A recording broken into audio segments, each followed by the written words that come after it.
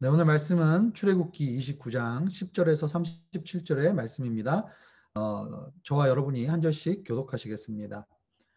너는 회막 앞에 숫송아지를 가져오게 하여라. 그러면 아론과 그의 아들들이 그 머리에 안수할 것이다. 너는 회막문 앞에 숫송아지를 잡아라. 숫송아지의 피를 조금 가져다가 내 손가락으로 제단불에 바르고 나머지는 제단 밑에 쏟아 부어라. 내장에 붙어있는 모든 기름과 간을 둘러싸고 있는 꺼풀과 두 콩팥과 그 위에 붙은 기름을 거두어 내 제단 위에서 불살라라. 단 수송아지의 고기와 가죽과 똥은 진영 밖에서 불살라라. 이것이 속죄제다.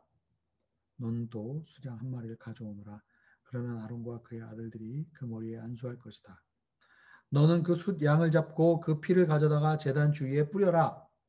그 숫 양을 부위별로 자르고 내장과 다리를 찢어 그 머리와 다른 부위들을 함께 놓아두어라. 그리고 나서 제단 위에서 그 양을 통째로 불살라라. 이것은 여호와께 드리는 번제로서 좋아하시는 향기요 여호와께 드리는 화제다. 너는 숫양 한 마리를 가져와라. 그러면 아론과 그의 아들들이 그 머리에 안수할 것이다. 너는 그 숫양을 잡고 그 피를 조금 가져다가 아론과 그의 아들들의 오른쪽 귓볼과 오른쪽 엄지손가락과 오른발 엄지손가락에 발라라. 그리고 제단 주위에 그 피를 뿌려라. 또 제단 위에 있는 피와 기름을 가져다가 아론과 그의 옷에 그 아들들과 아들들의 옷에 뿌려라. 그러면 아론과 그의 옷이 그 아들들과 아들들의 옷이 다 거룩하게 될 것이다. 이 숫 양에서 기름과 기름진 꼬리와 내장에 붙어있는 기름과 간을 둘러싼 꺼풀과 두 콩팥과 그 위에 붙은 기름과 오른쪽 넓적다리를 떼내어라. 이것은 위임식용 숫양이다. 그리고 여 앞에 놓인 누룩 없는 빵이 담긴 바구니에서 누룩 없는 빵 한 덩어리와 기름 섞인 과자 하나와 전병 하나를 꺼내 아론과 그의 아들들이 손에 쥐고 여호와 앞에 그것을 요제로 흔들어 드려라.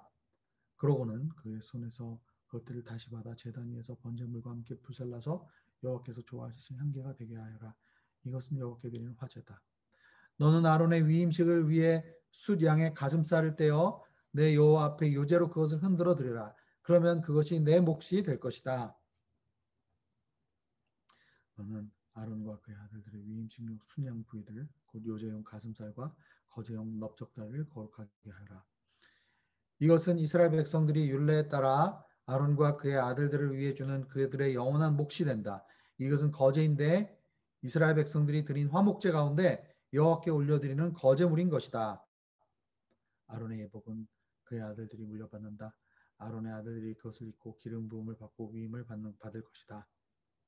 아론의 뒤를 이어 섬기는 제사장이 되는 아들이 회막에 들어가 성소에 섬길 때 이 옷들을 7일 동안 입고 있어야 할 것이다. 또 너는 위임식용 수장을 가져다가 거룩한 곳에서 그 고기를 삶아라. 아론과 그의 아들들은 회막문에서 그 수량 고기와 바구니에 담긴 빵을 먹는다. 그들은 구별해 거룩하게 된 속죄제물로 쓰인 것을 먹는다. 그러나 다른 사람들은 그것을 먹으면 안 된다. 그것은 거룩한 것이기 때문이다. 위임식용 순양 고기와 빵이 아침까지 남아있으면 불태워버리라. 그것은 거룩한 것이니 먹어서는 안 된다. 너는 아론과 그의 아들들을 위해 이렇게 내가 명령한 모든 것을 하되 그 위임식 기간은 7일이다. 너는 죄를 덮기 위해 날마다 숫송아지 한 마리를 속죄제로 드려라. 너는 제단 위에 속죄제를 드려서 그 제단을 깨끗하게 하고 제단에 기름을 부어 그 제단을 거룩하게 하여라. 함께 읽겠습니다.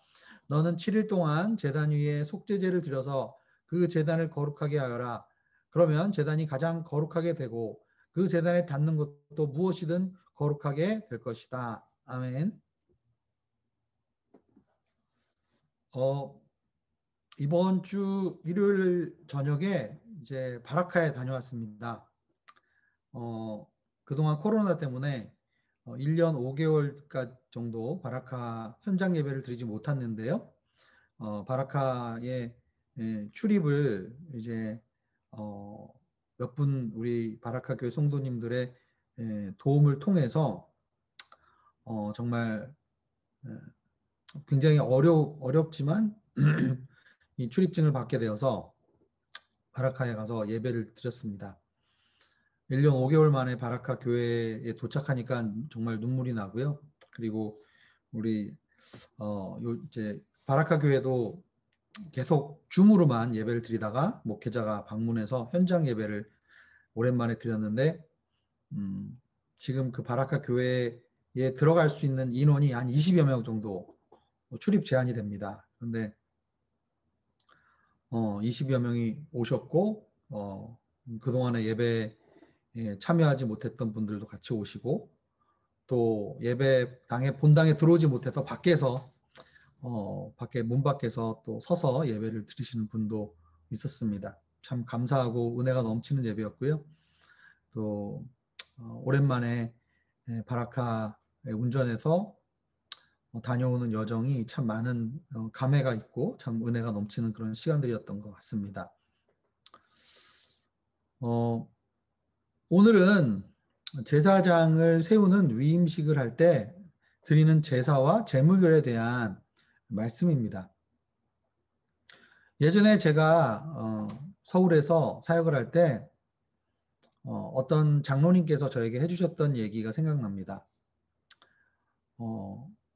대학에서 정말 각광받는 좋은 경영학 교수는 어떤 분이 경영학 교수가 될 수 있을까요? 그 장로님이 저에게 말씀해 주신 것은 실패한 CEO가 오히려 경영학 교수를 잘할 수 있다. 이렇게 말씀해 주셨어요. 그러면 왜 지금 막 회사에서 뭐 기업체에서 성공한 CEO 이런 사람들이 그런 사람들도 경영학 교수를 할 수 있지 않습니까? 왜냐하면 성공하면서 얼마나 많은 노하우들이 많겠어요. 그랬더니 그 장로님이 저에게 해주신 말이 인생을 살아오면서 성공 가도만을 달려온 사람은 자기의 성공 스토리가 즉 자기가 자기를 성공에 이르게 했던 그 모든 방법과 경험이 전부인 줄 안다는 거예요. 왜냐하면 한 번도 실패를 경험한 적이 없기 때문에. 그래서 다른 사람의 조언이나 다른 사람들이 하고 있는 노하우에 귀를 기울이지 않는다고 합니다. 그러나 실패한 CEO는 자기가 사업을 했던 경험이 있죠. 그래서 공허하게 이론만을 가르치지 않습니다. 자신의 경험을 전수하기도 하죠. 그러나 그것이 자신이 가지고 있는 경험만이 전부가 아니라는 거죠. 그래서 다른 사람들의 조언을 듣고 다른 사람들의 업적이나 다른 사람들이 해왔던 그런 것들도 연구를 한다는 거예요. 그래서 이제 앞으로 미래의 CEO가 될 경영학도들에게 자신이 처했던 비슷한 처지에 있는 사람들을 돕기 위해서 오히려 겸손하게 오히려 다양한 사례들을 검토하고 그래서 다른 사람들을 돕기 위해서 열심히 연구하고 그래서 나중에 보면은 정말 좋은 많은 사람들에게 도움을 주는 경영학 교수가 된다라는 이야기를 듣고 교훈이 참 귀한 교훈이 있구나라는 생각을 했습니다. 하나님을 섬기기 위해서 세워지는 사람의 과정도 비슷한 것 같아요. 저는 하용조 목사님 살아계실 때 교육자 면접을 했던 마지막 세대의 사람인데 이제 최근에 오누리교회 담임 목사님이 이제 이재우 목사님이 신인 교육자들을 인터뷰할 때 어떤 인터뷰의 내용을 하는지를 한번 들은 적이 있습니다. 하 목사님은 주로 비전에 대해서 물으셨어요. 교육자 개개인을 인터뷰할 때 당신의 비전이 뭡니까? 이걸 물으셨고 이재우 목사님은 신인 교육자 인터뷰를 할 때 묻는 질문이 딱 하나 있다고 합니다. 당신이 실패했던 경험이 있습니까? 아니면 예전에 살면서 고생해 본 경험이 있습니까? 이것을 물어본다고 하십니다. 어떻게 보면 이 질문이 굉장히 의미가 있다고 생각되어집니다. 내가 어떤 사람을 돕기 전에 내가 어떤 사역자로 세워지기 전에 정말 내가 잘나서 여기까지 온 것이 아니라 하나님의 은혜로 또 하나님이 나를 바닥에 있을 때 나를 세워주시고 나와 함께 해주셨기 때문에 내가 하나님을 섬길 때 어떤 부채의식이나 아니면 우월의식이나 이런 것이 있는 것이 아니라 오직 주님의 은혜로만 내가 세워져가는 그런 하나님의 사람이 필요하다는 그런 생각을 해보게 되었습니다. 오늘 제사장 위임식에 어떤 제물들을 드리는가 이 말씀을 한번 묵상하면서 제가 이 모두에 여러분에게 드렸던 이 교훈이 우리의 삶 속에서도 깊이 생각되어지고 또한 적용되어질 수 있기를 바랍니다. 오늘 본문 10절에서 14절에 보면 먼저 숫송아지를 가지고 속죄제를 드리는 얘기가 나옵니다. 숫송아지에 안수를 하죠. 아론과 그의 아들들이 안수를 하고 그리고 그 양을 잡습니다. 그리고 그 양을 잡을 때, 그 숫송아지를 잡을 때 피가 나오죠. 그럼 그 피를 제단의 네 구석의 뿔에 바릅니다. 그리고 피를 제단 밑에 쏟아 붓습니다. 그리고 일부 부위를 이제 제단에서 태우고 그리고 고기와 가죽과 똥은 진영 밖에서 불사릅니다. 레위기 초반에 보면은 구약의 5가지 제사에 대한 설명이 나오죠. 그런데 거기에 나오는 속죄제 파트의 내용과 일치한다라고 볼 수가 있습니다. 즉 제사장이 위임식을 하기 위해서 제일 먼저 어떤 제사로 주님께 나아가야 될 것인가? 첫 번째가 속죄제라는 것이죠. 제사장이 먼저 위임식을 받기 전에 알아야 되는 것은, 깨달아야 되는 것은 무엇인가? 본인도 죄인이고 본인도 스스로 하나님 앞에 나아갈 수 없는 연약한 존재라는 것을 철저하게 고백하고 철저하게 인식해야 한다는 것이죠. 이런 본인이 하나님 앞에 은혜로 세움받았다라는 의식이 다른 사람을 섬기고 돕는 데 있어서 가장 먼저 필요하다는 것입니다. 자신이 우월해서 제사장으로 세워진 게 아닙니다. 자신이 다른 사람들보다 더 거룩하다는 인식을 갖고 다른 사람을 섬기면 안 된다는 거죠. 왜냐하면 그러한 의식을 갖고 사람을 섬기게 될 때 결국은 사역을 하게 되는 동기가 무엇입니까? 결국 자신을 높이고 자신을 드러내는 수단으로 사역이 전락할 수 있기 때문이겠죠. 이어서 15절에서 18절에 보면은 두 번째로 제사장은 위임을 받기 전에 번제를 드립니다. 지난번에도 먼저 설명을 드렸지만 번제는 모든 제사의 기초라고 했어요. 번제는 헌신을 의미합니다. 왜냐하면 번제는 제물로 바쳐진 모든 것을 다 태우기 때문입니다. 이 태우는 향기가 여호와께 향기로운 제사가 된다라고 말씀하고 있어요. 내가 예수 그리스도의 값비싼 보혈의 피와 그 주님의 값비싼 생명으로 내가 구원을 받았다면 나는 주님 앞에 아무것도 주장할 수 없는 존재가 되는 것이죠. 우리가 예수님의 그 값비싼 은혜로 구원을 받았는데 신앙생활을 하다 보면 언제부턴가 우리는 십자가를 어떻게 생각합니까?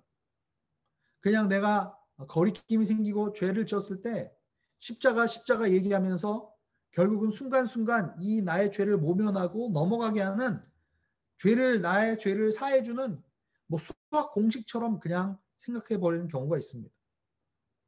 그래서 죄를 지으면 너무 쉽게 그 속죄에 대해서 생각하고 그리고 또 똑같은 죄를 반복해서 짓는 모습을 보게 됩니다.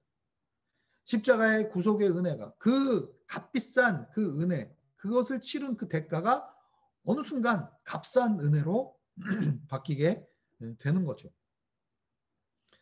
그러나 우리가 속죄제 이후에 번제를 드린다는 것은 주님이 우리를 위해서 모든 것을 내어주신 이 값비싼 이 은혜의 그 대가에 내가 반응할 수 있는 것은 무엇입니까? 나는 내가 주님 앞에 아무것도 주장할 수 없어요. 왜냐하면 주님이 나를 위해서 내가 할 수 없는 그것을 생명이라는 그 값진 대가를 지불하고 구속해 주셨기 때문에 내가 주님 앞에 아무것도 주장할 것이 없습니다. 그래서 나는 주님 앞에 헌신하며 날마다의 삶 속에 주님께 순종하며 살아가겠다는 그 결단과 다짐을 할 수 있는 것이 번제다라고 생각해 볼 수가 있습니다. 그리고 나서 19절에서 22절 그리고 26절에서 28절에 보면은 이제 처음에 숫송아지를 속죄제로 드렸죠. 두 번째는 숫양을 번제로 드렸습니다. 이제 두 번째 숫 양을 다시 한번 위임식을 위한 숫 양을 드리게 됩니다.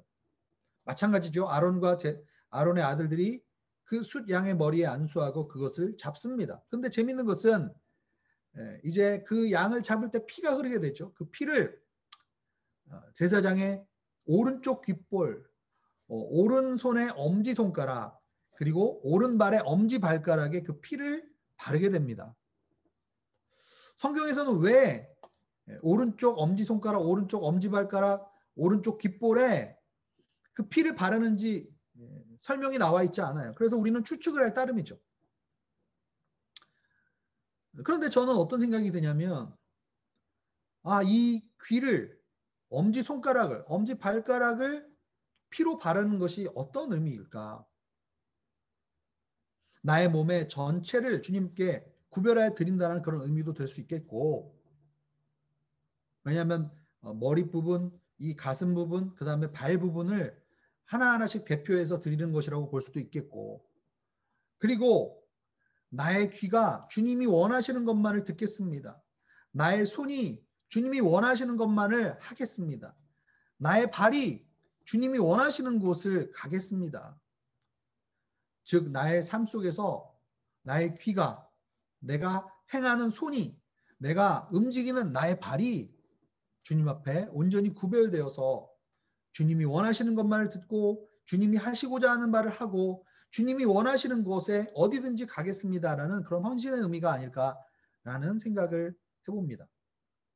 이것은 제 개인적인 해석이기 때문에 그런데 그런 의미가 있는 것 같은 그런 생각이 들더라고요. 그 다음에 가슴 부위와 그 숫 양의 가슴 부위와 오른쪽 넓적다리를 요제라는 건 흔든다는 얘기죠.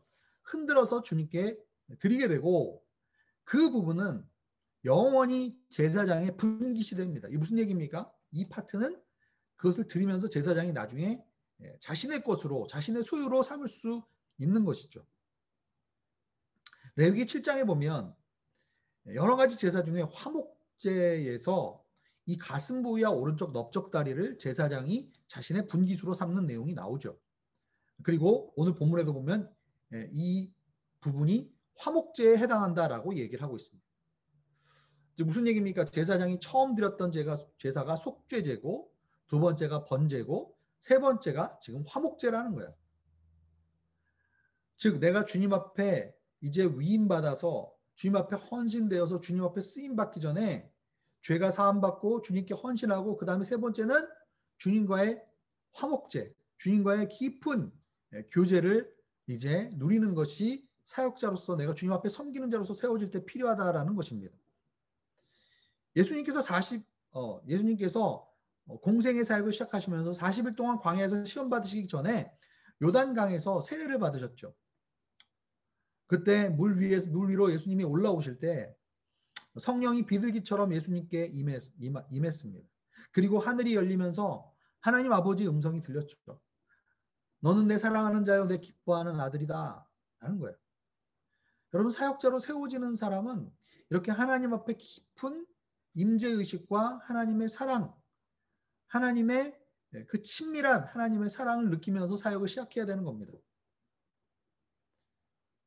여러분 섬길 때 우리는 부채의식이 없어야 돼요. 내가 뭔가 예전에 실패했고 그래서 그거를 만회해야 된다는 의식으로 사역을 하면 안 됩니다. 내가 다른 사람들한테 받았던 상처, 내가 인정받지 못했던 것을 인정받기 위해서 사역을 한다면 그것은 하나님을 위한 사역이 아니라 결국은 나의 연약함을 채우기 위해서 이제 사역을 하게 되는 거죠. 그렇기 때문에 내가 불리해지거나 내가 상처를 받거나 내가 지적을 받을 때 그것을 감추려고 하고 그것을 디펜스하려고 하고 인정하지 않으려고 하는 그런 모습이 사역자들 가운데 생기게 되는 것입니다. 그렇기 때문에 우리는 주님 앞에 온 날마다 매일매일마다 너는 내 사랑하는 아들이요 내 기뻐하는 자다. 주님과의 그 깊은 그 연합과 교제 거기서부터 오는 친밀감을 함께 나누는 그러한 일들이 필요하죠. 화목제는 제가 구약의 제사 중에 제일 좋아하는 제사입니다. 왜냐하면 저는 성도님들과 같이 밥 먹는 걸 좋아하거든요. 여기 보면 이 화목제가 같이 밥 먹는 제사입니다. 제사를 드리는 사람도 제사에 참여한 부분 중에 일부를 먹을 수 있고 또 제사를 드리는 섬기는 제사장도 함께 먹는 곳입니다. 그러니까 화목제니까 펠로우십 오퍼링이니까 함께 교제하면서 드리는 제사이기 때문에 이 제사를 드리고 나서 사람들이 그 부분을 먹을 수 있는 거죠. 함께 먹는 그러한 제사입니다. 함께 나누고 함께 섬기고 또한 함께 공유하고 함께 기뻐하고 이 위임식의 과정이 이렇게 진행된다는 것은 참 큰 은혜가 있는 것 같아요. 그리고 나서 이제 30절 이후에 보면은 제사장들이 위임식 수장을 드린 이후에 7일 동안 이제 위임식의 일부로 매일매일 속죄제를 드리면서 주님께서 주시는 그 속죄제 부분의 일부를 먹으면서 제단을 정결하게 하고 주님께 나오는 그런 과정이 오늘 본문 마지막에 나오게 됩니다. 7일 동안 그렇게 했다는 것. 7일이라는 의미는 7은 완전수 아닙니까? 천지창조도 7일 동안 이루어졌고요. 그래서 7일 동안 속죄제를 드리면서 제단을 정결케 하고 그래서 나중에 정결하게 된 그 제단 위에 올려지는 모든 물건들이 다 거룩하게 되어진다라고 이야기를 하고 있습니다. 여러분, 거룩은 우리의 노력과 우리의 힘으로 성취될 수 있는 것이 아닙니다. 거룩은 주님과의 깊은 교제 가운데 이루어지고 주님이 우리를 7일 동안 하나님이 천지 창조를 하셨듯이 주님 안에서 우리가 늘 날마다 새롭게 되면서 주님이 우리를 새롭게 하시는 그 재창조의 그 사역 가운데 우리가 주님께 온전히 거룩하게 나아갈 수 있는 것이다라는 것을 우리에게 가르쳐 주고 있습니다. 히브리서 10장 1절에 보면은 율법은 다가올 좋은 것들의 그림자일 뿐 그것이 실체 형상은 아닙니다. 그러므로 그것은 해마다 끊이지 않고 드리는 똑같은 제사들을 통해 나오는 자들을 결코 온전하게 할 수 없습니다.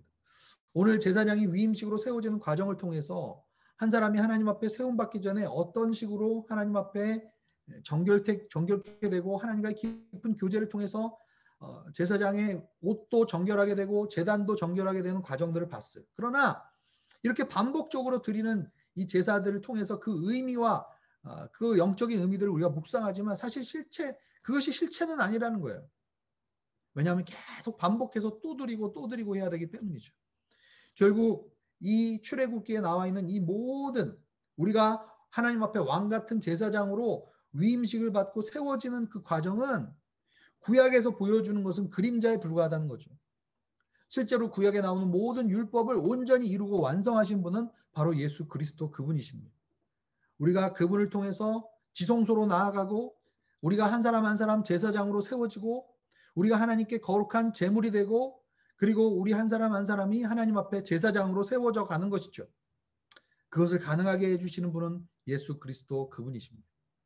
그러나 이 구약의 율법을 통해서 예수 그리스도께서 하신 그 일들 그리고 우리 가운데 지금 하고 계시는 그 일들을 우리에게 설명해주고 그 의미를 더욱더 풍성하게 우리에게 만들어주는 그런 놀라운 하나님의 지혜와 하나님의 뜻이 이 말씀 가운데 있다고 믿습니다. 오늘 우리가 묵상한 말씀을 생각하면서 이 시간에 함께 우리가 기도하며 나가겠습니다. 내가 누구를 돕고 섬기기 전에 내가 먼저 죄인이며 주님의 은혜가 필요한 존재임을 알게 하소서. 주님의 속죄가 얼마나 큰 대가를 치르고 은혜로 주어졌는지 알게 하시고 그래서 내가 주님 앞에 번제로 헌신되어 나의 삶을 드리게 하소서. 세 번째로 우리가 주님 앞에 화목제로 날마다 나아가기를 원합니다. 친밀한 교제로 거룩하고 구별되는 삶이 내 삶 가운데 7일 동안 반복되었던 것처럼 반복되게 하여 주시옵소서. 이 시간에 오늘 주신 말씀 기억하면서 함께 기도하며 나가겠습니다.